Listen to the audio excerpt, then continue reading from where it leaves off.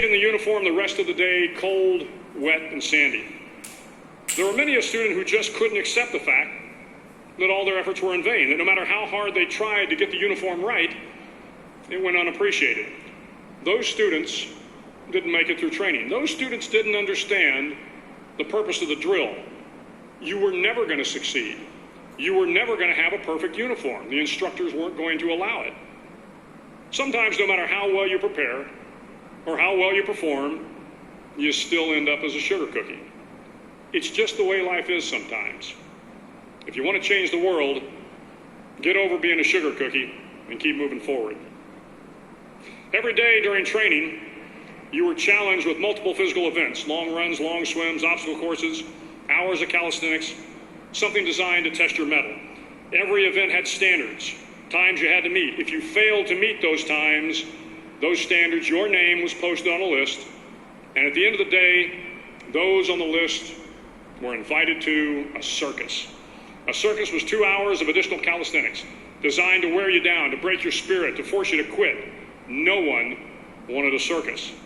A circus meant that for that day, you didn't measure up.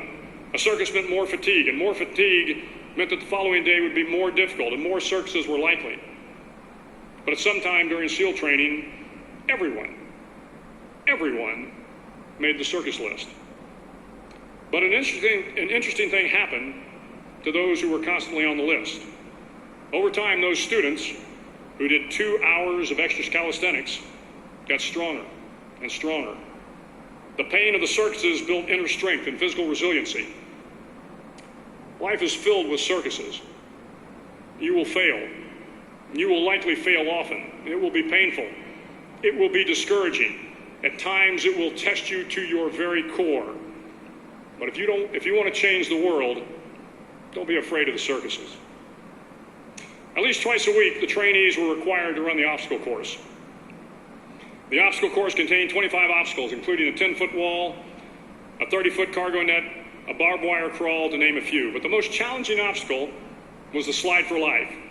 It had a 3-level, 30-foot tower at one end and a 1-level tower at the other. In between was a 200-foot long rope. You had to climb the 3-tiered tower, and once at the top, you grabbed the rope, swung underneath the rope, and pulled yourself hand over hand until you got to the other end. The record for the obstacle course had stood for years when my class began in 1977. The record seemed unbeatable until one day a student decided to go down the slide for life head first. Instead of swinging his body underneath the rope and inching his way down, he bravely mounted the top of the rope and thrust himself forward. It was a dangerous move, seemingly foolish and fraught with risk. Failure could mean injury and being dropped from the course. Without hesitation, the student slid down the rope perilously fast. Instead of several minutes, it only took him half that time. And by the end of the course, he had broken the record. If you want to change the world, sometimes you have to slide down the obstacles head first. During the land warfare phase of training, the students are flown out to San Clemente Island, which lies off the coast of San Diego. The waters off San Clemente are a breeding ground for the great white sharks. To pass SEAL training, there are a series of long swims that must be completed. One is the night swim. Before the swim, the instructors joyfully brief the students on all the species of sharks that inhabit the waters off San Clemente. They assure you, however, that no student has ever been eaten by a shark, at least not that they can remember. But you are also taught that if a shark begins to circle your position, stand your ground. Do not swim away. Do not act afraid. And if the shark, hungry for a midnight snack, darts towards you, then summons up all your strength and punch him in the snout, and he will turn and swim away. There are a lot of sharks in the world. If you hope to complete the swim, you will have to deal with them. So if you want to change the world, don't back down from the sharks. As Navy SEALs, one of our jobs is to conduct underwater attacks against enemy shipping. We practice this technique extensively during training. The ship attack mission is where a pair of SEAL divers is dropped off outside an enemy harbor and then swims well over 2 miles underwater, using nothing but a depth gauge and a compass to get to the target. During the entire swim, even well below the surface, there is some light that comes through. It is comforting to know that there is open water above you. But as you approach the ship, which is tied to a pier, the light begins to fade. The steel structure of the ship blocks the moonlight. It blocks the surrounding street lamps. It blocks all ambient light. To be successful in your mission, you have to swim under the ship and find the keel, the center line, and the deepest part of the ship. This is your objective. But the keel is also the darkest part of the ship, where you cannot see your hand in front of your face, where the noise from the ship's machinery is deafening, and where it gets to be easily disoriented, and you can fail. Every SEAL knows that under the keel, at that darkest moment of the mission, is a time when you need to be calm, when you must be calm, when you must be composed, when all your tactical skills, your physical power, and your inner strength must be brought to bear. If you want to change the world, you must be your very best in the darkest moments. The 9th week of training is referred to as Hell Week. It is 6 days of no sleep, constant physical and mental harassment, and one special day at the Mud Flats. The Mud Flats are an area between San Diego and Tijuana where the water runs off and creates the Tijuana Sloughs, a swampy patch of terrain where the mud will engulf you.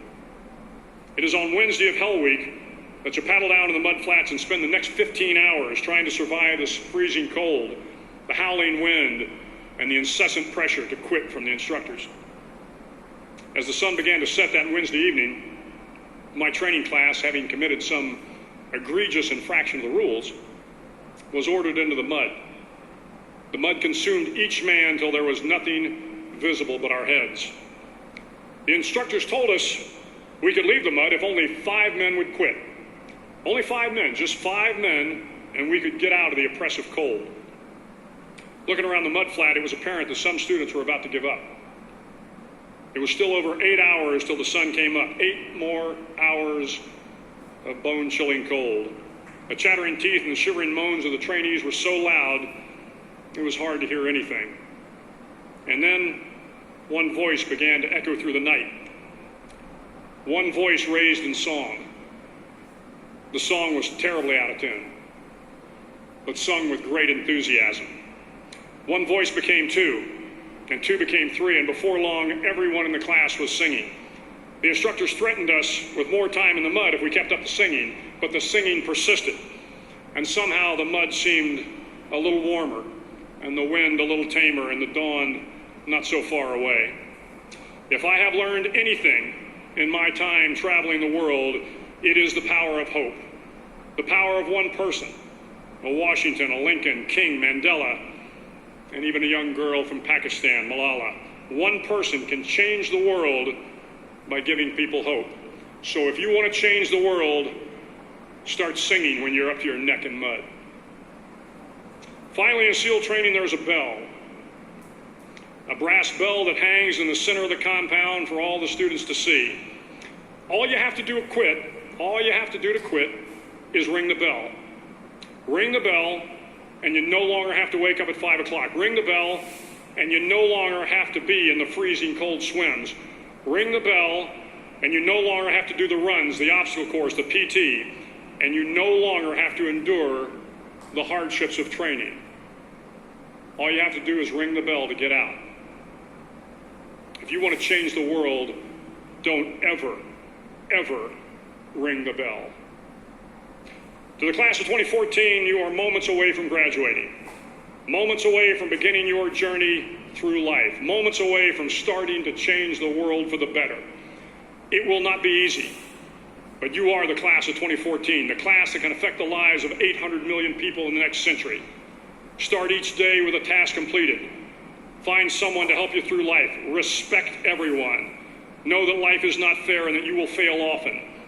But if you take some risks, step up when the times are the toughest, face down the bullies, lift up the downtrodden, and never, ever give up. If you do these things, the next generation and the generations that follow will live in a world far better than the one we have today. And what started here will indeed have changed the world